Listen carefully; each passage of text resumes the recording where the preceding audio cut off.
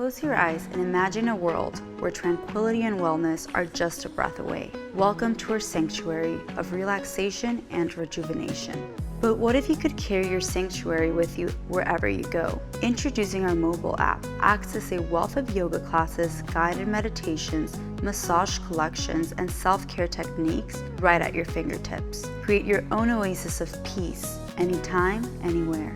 Download our app to embark on a path of tranquility and self-discovery. Your journey awaits. Namaste. Hello, welcome. Today I'm going to be working on the lovely Emmy, and we're going to be doing a neck and scalp massage. Let's go ahead and get started. So whenever I am starting to work on someone face up, especially if it's my first time working on them, I'll look for protective behaviors, and I'll kind of talk about that as I'm going to start with some scalp. It's really nice, especially the first time working on someone, to just lay hands. It really helps everyone to just settle in.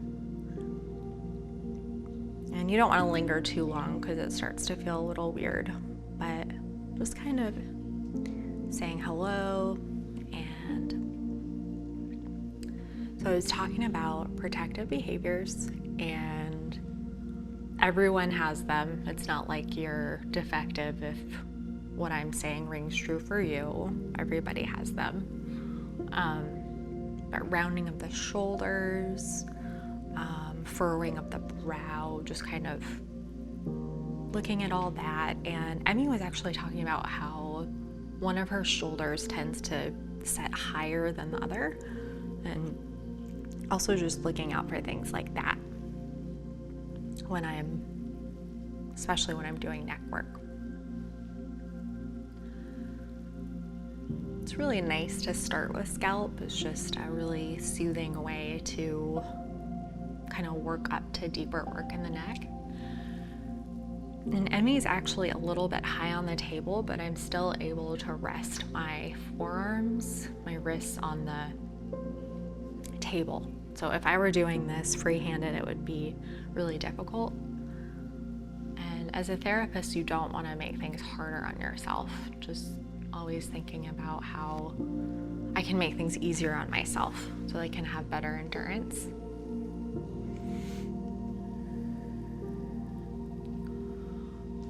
There are some therapists that work more quickly doing scalp. I really like to just slow way down when I'm doing scalp, especially when I'm starting a massage. And just working the soft tissue in different directions. You can do little circles.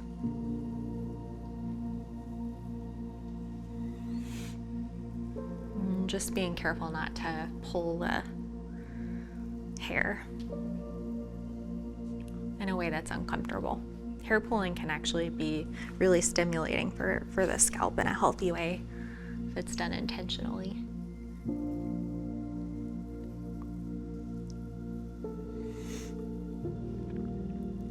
And it's easy to think as a therapist that your client's not going to know if you're not present, but that's always felt. So just being mindful, even if I'm not doing something super detailed.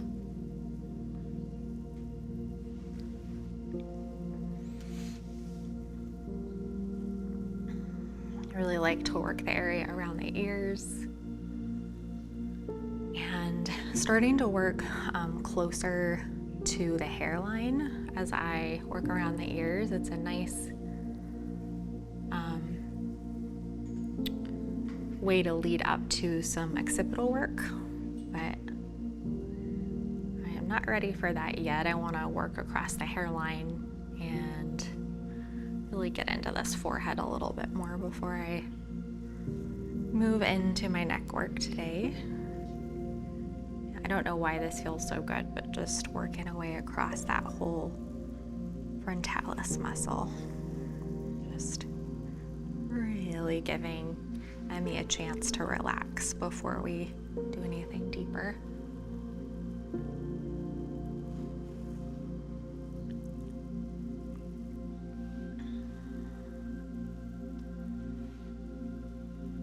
Really just taking my time across that hairline.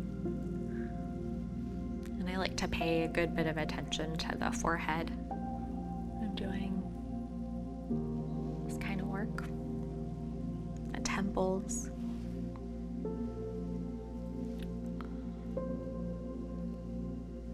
Just walking the thumbs can feel really nice. Can walk the thumbs back up, feel really nice.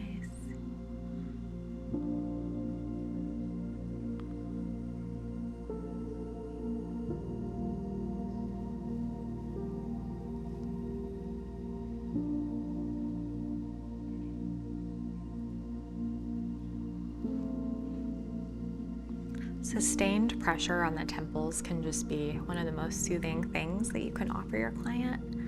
Helps the jaw to relax.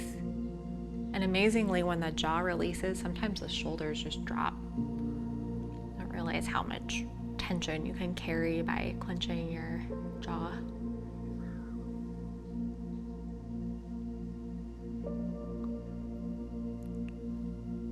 And usually if the temples are tight, that's kind of a sign that your client might be a jaw clencher.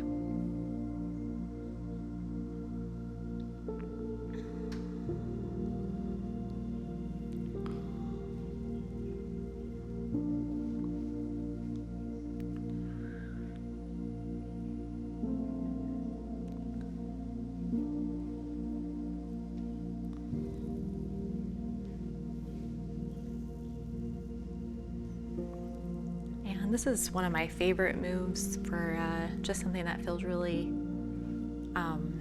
comforting to your client. So just wrapping your fingers around the ears and even just holding for a second, be really soothing. And just starting to drag those finger pads up along the head.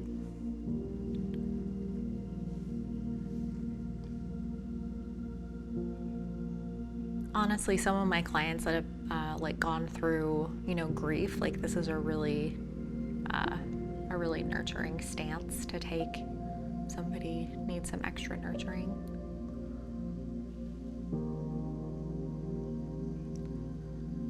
And this is also a great way to kind of start working my way towards the occipitalis and the work that I'm going to do along the base of the skull.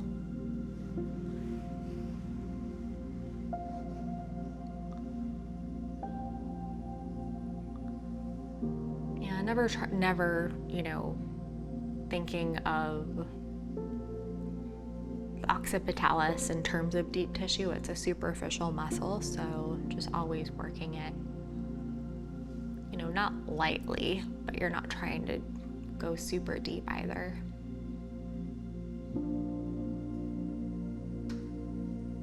And I'll just do some almost invisible circles, just applying pressure across that muscle fiber.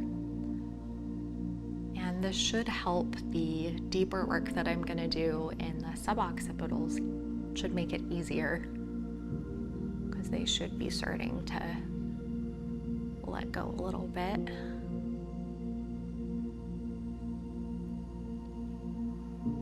And I'm just gonna walk my way to the base of the skull, and I'm gonna start with some suboccipital work. And I never want Emmy to feel like she's having to hold her head up, so I'm actually cupping my hands and letting her head rest on my heel of my hand as I'm using my finger pads. Before I forget, I'd like to thank a few of our patrons. I'd like to thank Amy Goldfine, BS, and Andrew Chandler. Thank you guys so much for your support.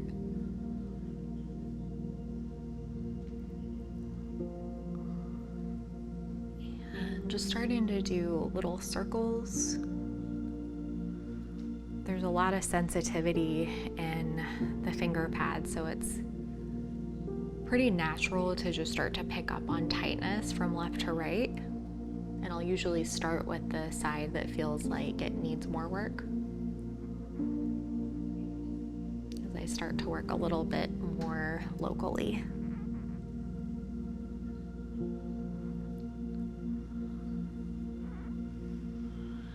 And always making sure that the head is supported as I do my work.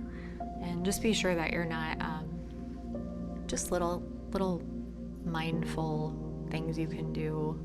You don't want to smash someone's like eyebrow if they have makeup on, or just always kind of being considerate. And I'm actually saying that because I had a client one time who she would wear a lot of makeup. I remember she got like really frustrated, which I don't blame her.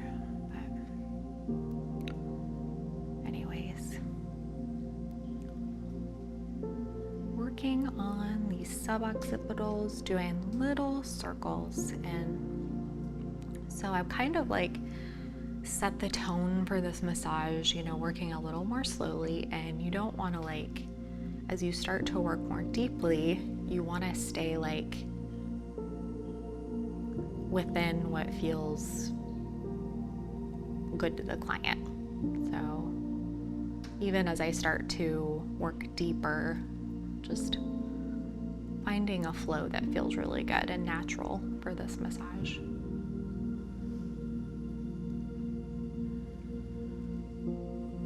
I find that sometimes when I'm doing more detailed work in the neck, I can start to hold my breath when I'm concentrating. And so just remembering to breathe myself.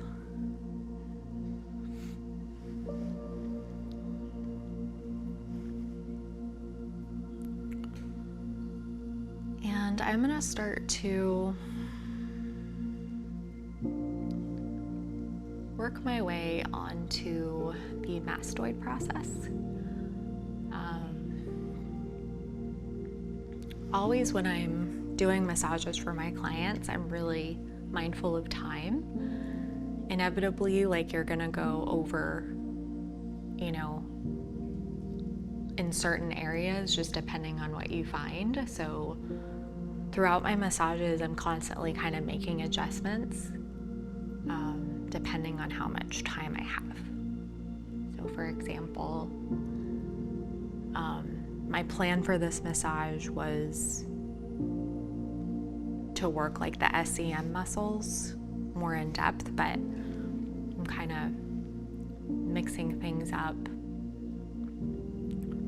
and just thinking of how I can work on both sides at the same time, just to be a little more time efficient to end the massage. That's really where I've gotten into the most trouble with, you know, some days I would leave my work like an hour late because just I wasn't efficient with time. I was so tired, and having those types of boundaries are really important as a therapist.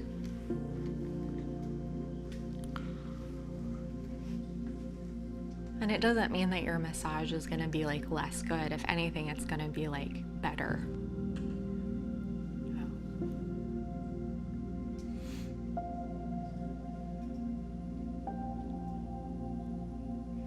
And the reason I'm working on this mastoid process is it helps the whole SEM to relax. Just working on that attachment site.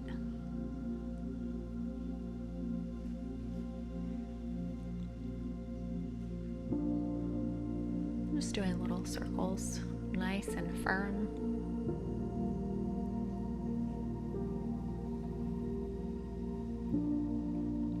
You know, taking a somewhat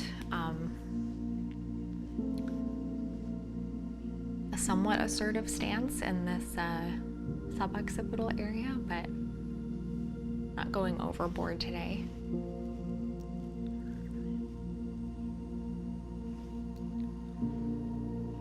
I'm always just kind of letting my client, you know, lead the way. You'd be amazed at how often your instincts are right about what people need. You just trust it.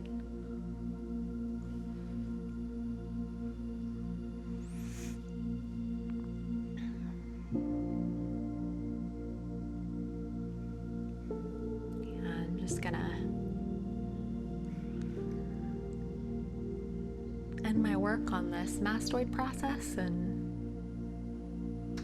do a little bit of effleurage to wrap things up. It would be a shame to not have some hands-on contact with the SEM after that wonderful work we did on the suboccipitals. And so I'll go ahead and just walk the shoulders a little bit, helping these shoulder joints to be a little more open.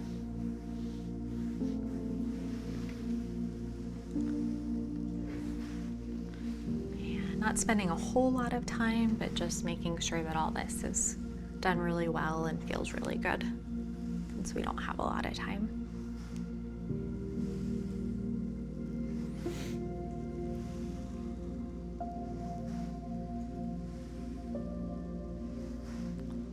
And just giving the upper traps and the SEM some love.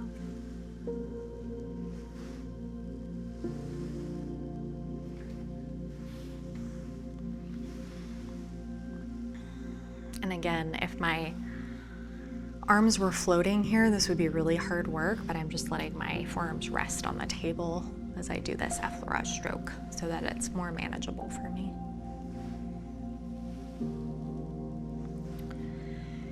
And taking my hands off nice and slow.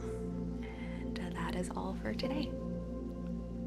Thank you for joining us today. If you enjoyed today's video, you should check out our Patreon page where you'll find some great exclusive content. I look forward to seeing you there.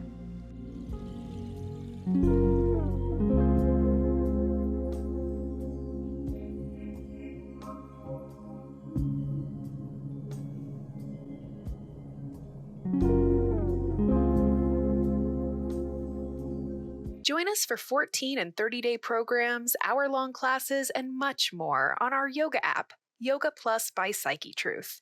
It's free to download and features a variety of wellness content, including yoga, fitness, Pilates, guided meditations, and interviews with dozens of wellness experts.